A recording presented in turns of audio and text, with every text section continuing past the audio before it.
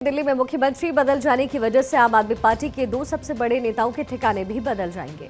एक तरफ जहां अरविंद केजरीवाल को सीएम आवास खाली करना पड़ रहा है, तो वहीं दूसरी तरफ मनीष सिसोदिया को भी सरकारी बंगला खाली करना होगा जिसमें वो अभी रह रहे हैं। साथ ही दिल्ली की मुख्यमंत्री आतिशी भी अपने नए नवेले पते यानी कि मुख्यमंत्री आवास पर रहती हुई नजर आएंगी। अब ऐसे में आपको ये भी समझा देते हैं कि इससे आम आदमी पार्टी के ये तीनों नेता अब तक कहां पर रहते आ रहे थे। मनीष सिसोदिया मथुरा रोड पर स्थित जिस सरकारी बंगले में रह रहे थे वो आतिशी के नाम आवंटित है। पहले जब मनीष सिसोदिया दिल्ली के डिप्टी सीएम थे तब वो घर सिसोदिया के नाम पर आवंटित थी। शराब घोटाले में जेल जाने के बाद मनीष सिसोदिया ने अपने पद से इस्तीफा दिया था। तब मनीष सिसोदिया की जगह आतिशी मंत्री बनी और उनको ये बंगला आवंटित कर दिया गया।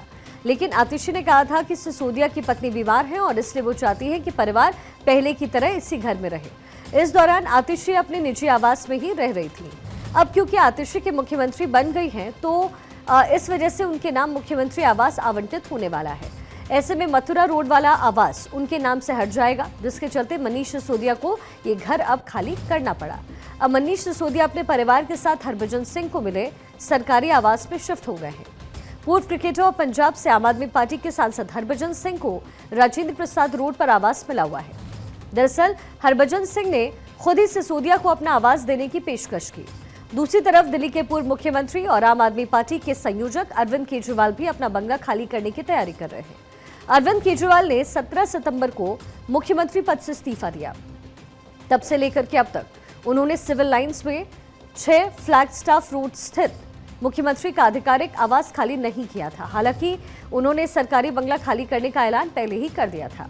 अब 4 अक्टूबर को दिल्ली के पूर्व मुख्यमंत्री अरविंद केजरीवाल नए बंगले में शिफ्ट होने जा रहे हैं। सरकारी आवास छोड़ने के बाद केजरीवाल और उनका परिवार 5 फिरोजशाह रोड पर शिफ्ट होने जा रहा है। आम आदमी पार्टी के संयोजक अरविंद केजरीवाल अपनी पार्टी के सांसद अशोक मित्तल के बंगले पर रहेंगे। इस आवास को चुनने की एक वजह यह भी बताई जा रही है कि अशोक मित्तल का ये घर नई दिल्ली विधानसभा में है, जो कि केजरीवाल का विधानसभा क्षेत्र है। लिहाजा केजरीवाल अपनी विधानसभा और दिल्ली का चुनाव प्रचार देखते रहेंगे। इसके अलावा जिस घर में वो जाएंगे वो पार्टी मुख्यालय के करीब भी है। दरअसल मनीष सिसोदिया और अरविंद केजरीवाल अब ना तो सीएम है और ना ही डिप्टी सीएम या फिर मंत्री। वो अब दिल्ली के एक विधायक मात्र रह गए हैं और दिल्ली में विधायकों को सरकारी घर नहीं मिलता है, इसलिए दोनों ही विधायक आम आदमी पार्टी के सांसदों के आवास में रहने वाले हैं। देखिए, अरविंद केजरीवाल जी ने जेल से निकलते ही अनाउंस किया कि मैं तब तक मुख्यमंत्री के पद पे नहीं बैठूंगा जब तक जनता की अदालत में मैं इस अग्नि परीक्षा को ना पास कर लूँ। और उस समय उन्होंने बोला था श्राद्ध चल रहे हैं, जैसे ही श्राद्ध खत्म होंगे मैं एक नए आवास में शिफ्ट होऊंगा। बहुत सारे लोगों ने उनको न्योता भी दिया और हमारी पार्टी के जो सांसद हैं जो इस पार्टी मुख्यालय के नज़दीक ही रहते हैं और अरविंद केजरीवाल जी की जो अपनी विधानसभा है उसमें उनका आवास है, तो उन्होंने उनको न्योता दिया। अब वो अशोक मित्तल जी के साथ उनके आवास पे उनका परिवार रहेगा। दिल्ली में नौकरी से हटाए जा चुके बस मार्शल्स अपनी बहाली के लिए सड़कों पर उतर गए हैं। इसी बीच मार्शल्स ने अपना आंदोलन एक बार फिर से तेज किया। खास बात इसमें यह है कि जिस दिल्ली सरकार के खिलाफ ये मार्शल आंदोलन कर रहे हैं और कई दिनों तक सीएम आवास और दिल्ली सचिवालय के सामने धरने पर बैठे रहे, वही दिल्ली सरकार अब इन मार्शल्स के समर्थन में उनके साथ खड़ी हो गई है। आम आदमी पार्टी की तरफ से दावा किया जा रहा है कि मार्शल्स को लेकर के फाइल दिल्ली के उपराज्यपाल वीके सक्सेना के पास भेजी जा चुकी है, लेकिन एलजी की तरफ से फाइल को आगे नहीं बढ़ाया जा रहा है। कुल मिलाकर देखा जाए तो आम आदमी पार्टी ने मार्शल्स की बहाली के मुद्दे का ठीकरा अब दिल्ली के उपराज्यपाल और बीजेपी के सिर पर एक बार फिर से फोड़ दिया। आम आदमी पार्टी का कहना है कि 2015 में दिल्ली सरकार ने डीटीसी बसों में महिलाओं की सुरक्षा के लिए बस मार्शल्स को तैनात किया। बस मार्शल पूरी ईमानदारी और जिम्मेदारी के साथ बसों में महिलाओं की सुरक्षा का ख्याल रख रहे थे। फिर साल 2023 में एलजी के एक आदेश की तरफ से जो उनकी तरफ से पारित किया गया, उन्हें नौकरी से निकाल दिया गया। इसके पीछे उपराज्यपाल ने तर्क दिया कि डीटीसी बसों में सीसीटीवी कैमरे और पैनिक बटन है, इसलिए अब इनकी जरूरत नहीं है। जिसके बाद से 10,000 से ज्यादा बस मार्शल्स को तकरीबन 1 साल से तनख्वाह नहीं मिल रही है। अब आम आदमी पार्टी और दिल्ली सरकार लगातार बस मार्शल्स की बहाली की मांग कर रही है। ऐसे में अब आम आदमी पार्टी के नेता खुद भी मार्शल्स के साथ जाकर खड़े हो गए हैं। दिल्ली सरकार के मंत्री और आम आदमी पार्टी के तमाम नेता खुद भी इस प्रदर्शन से जुड़ गए और पूरे मामले के लिए बीजेपी और दिल्ली के उपराज्यपाल को आम आदमी पार्टी जिम्मेदार ठहरा रही है। इसी सिलसिले में आम आदमी पार्टी ने आज एक प्रेस कॉन्फ्रेंस भी की है, सुनिए जरा। पूरी दिल्ली जानती है, इन बस मार्शल्स को दोबारा से डीटीसी बसों के अंदर नियमित करने का प्रस्ताव दिल्ली की विधानसभा में 24 फरवरी को आम सहमति से, सर्वसम्मति से पास किया गया। बस मार्शल जो बेचारे परेशान हैं, रोजी रोटी की गुहार लगा रहे हैं, उनको बेसिर पैर के लॉजिक्स देके कि देखो जी इस बार ये वाला फुल स्टॉप नहीं है, जाओ दिल्ली सरकार के पास कहो फुल स्टॉप लगा दे इसमें।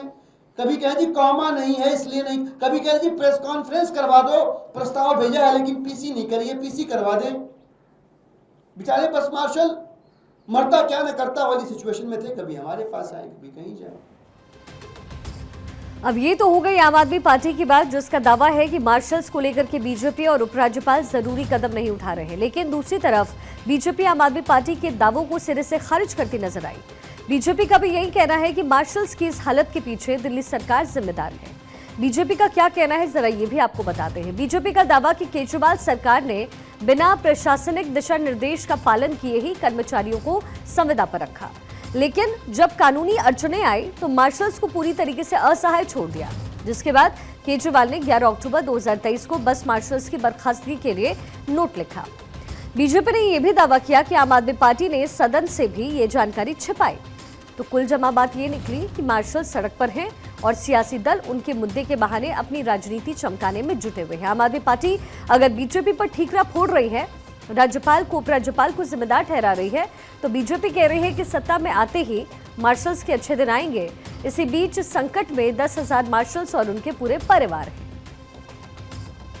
आम आदमी पार्टी के नेताओं को ये बताना चाहिए कि बस मार्शल को निकाला किसने था। उस चिट्ठी पे अरविंद केजरीवाल के सिग्नेचर थे कि नहीं थे। खुद ये ढोंग करते हैं। 10,000 से ज़्यादा लोगों को बेरोजगार कर दिया। उनके परिवार आज 1 साल से धक्के खा रहे हैं सड़कों पे, और अब जब चुनाव सर पर आ गए हैं तो इनको बस मार्शल की याद आ रही है।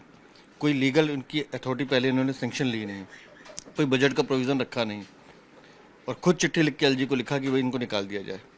अब जब चुनाव सर पर आ रहे हैं तो विधान हम तो पहले दिन से कह रहे हैं कि भारतीय जनता पार्टी मार्शल के साथ खड़ी है और उनको लगाना चाहिए, लेकिन आम आदमी पार्टी का जो दोहरा चरित्र है वो अब नजर आ रहा है।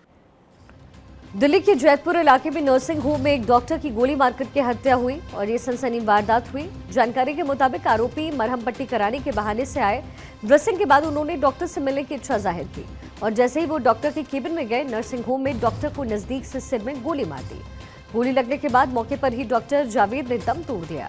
घटना के बाद दिल्ली पुलिस सीसीटीवी फुटेजेस के आधार पर आरोपियों की तलाश में जुटी हुई है। हत्या की वजह फिलहाल साफ नहीं हो पाई, इसलिए पुलिस इस घटना में अलग अलग एंगल से जांच पड़ताल कर रही है। पुलिस की टीम आरोपियों की धरपकड़ के लिए लगातार सर्चिंग भी कर रही है। रात ये 12 बजे के आसपास हुआ है। हम 11:30 बजे के आसपास हम घर में चले गए थे और रात को 12 बजे के आसपास कोई लड़का पेशेंट बन के आया था और पेशेंट बन के आके डॉक्टर के पास आकर उसने उसे गोली मारी है, और जो गोली मारी गई है वो सुनने में आया कि बहुत करीब से मारी गई है।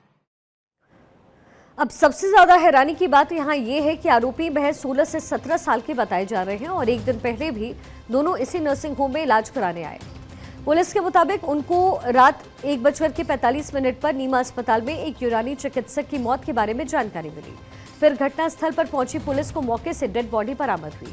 वारदात की जानकारी जिला अपराध टीम और FSL रोहिणी टीम को दी गई है और शुरुआती पूछताछ के दौरान पता चला कि लगभग 16-17 साल की उम्र के 2 लड़के नर्सिंग होम में रात तकरीबन 1 बजे आए। उनमें से एक ने अपने घायल पैर के अंगूठे की ड्रेसिंग बदलने के लिए कहा। ड्रेसिंग के बाद दोनों दवाई लेने के लिए डॉक्टर जावेद अख्तर के केबिन में गए। कुछ देर बाद रात के नर्सिंग स्टाफ ने गोली चलने की आवाज़ सुनी। पहली नज़र में ये टारगेट किलिंग का मामला लग रहा है, क्योंकि ये बिना उकसावे से किसी उकसावे के किया गया हमला है और पुलिस का अनुमान है कि हमलावरों ने पिछली रात ही रेकी कर ली थी। कल करीब 1:15 बजे 1:15 के आसपास 2 लड़के आए।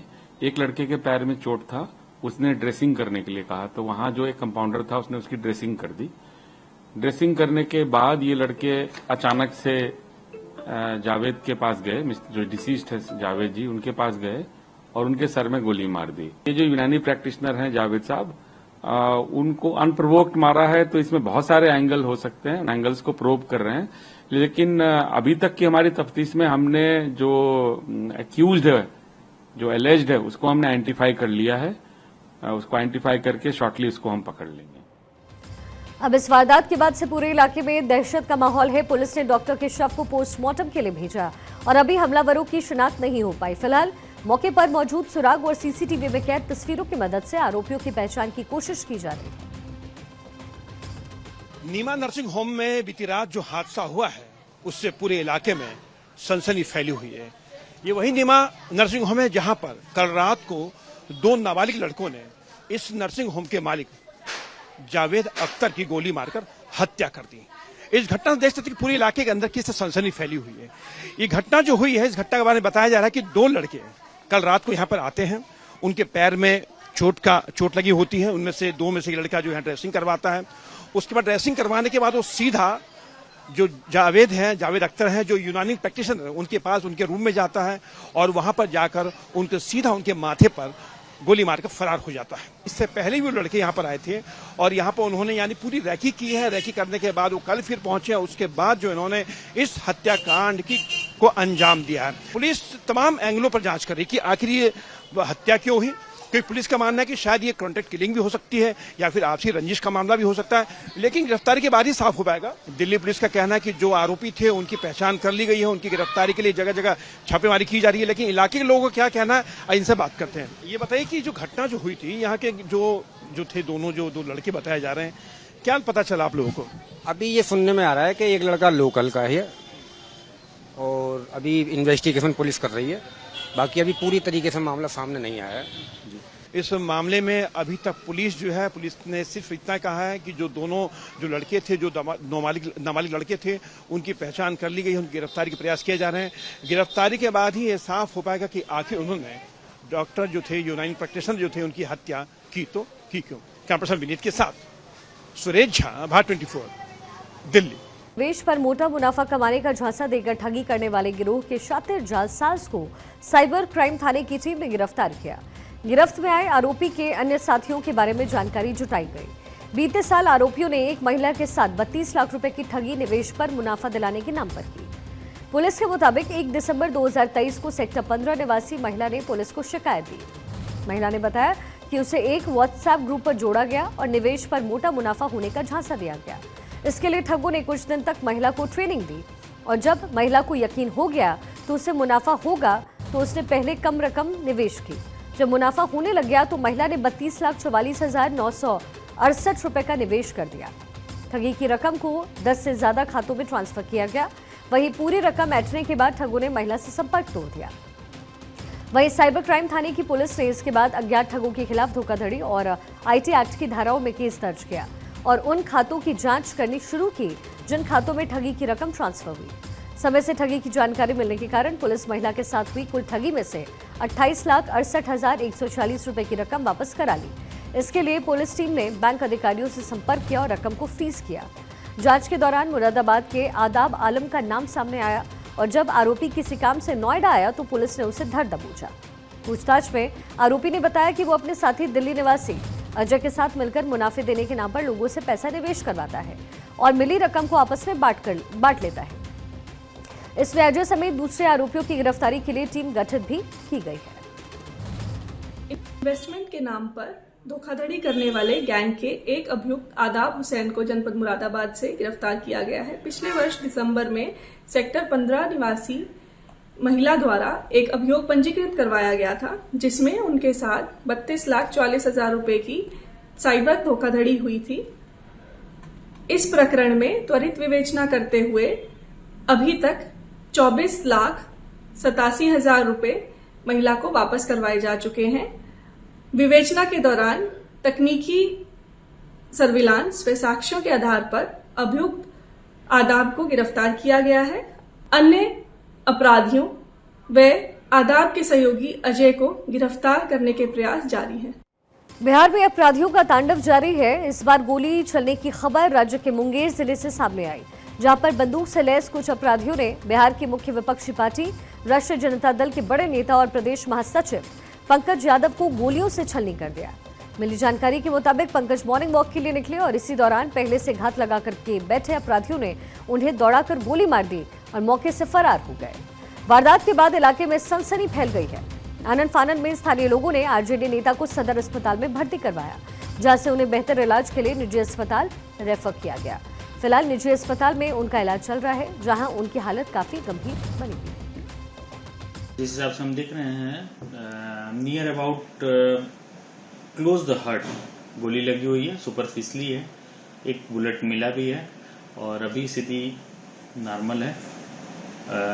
उनका इंटरवेंशन कर लिया गया है, सब कुछ ठीक है, बीपी भी कंट्रोल है, सारा सिस्टम कंट्रोल में चल रहा है।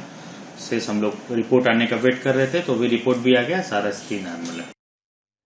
जानकारी मिली है कि पंकज यादव को अपराधियों ने 3 गोली मारी। वो अपने घर नवटोलिया से मॉर्निंग वॉक करने मुंगेर हवाई अड्डा साफिया सराय आए, जहां पहले से घात लगाए अपराधियों ने हमला कर दिया और आरजेडी नेता को तीनों गोली छाती में लगी।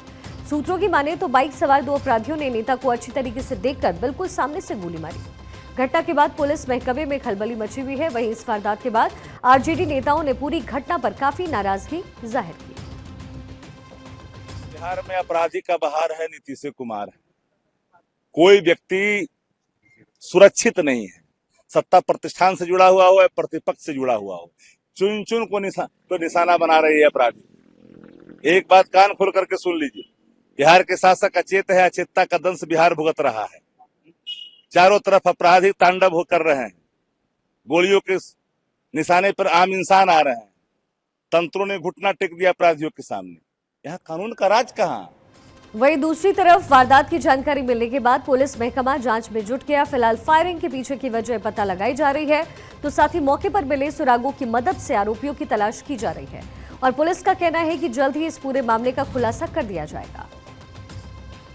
करीब 6 बजे मुझे एक फोन आया था, कॉल आया था कि राजद के महासचिव हैं कोई पंकज यादव, उनको मॉर्निंग वॉक के दौरान एयरपोर्ट के अंदर गोली मार दी गई है। डॉक्टर से और बाकी आम लोगों से बातचीत हुआ है, उन्होंने बताया है कि आउट ऑफ डेंजर है और हम लोग इसमें तफ्तीश कर रहे हैं। कुछ लोगों का नाम, संदिग्ध का नाम आया है, उसके विरुद्ध छापेमारी की जा रही है।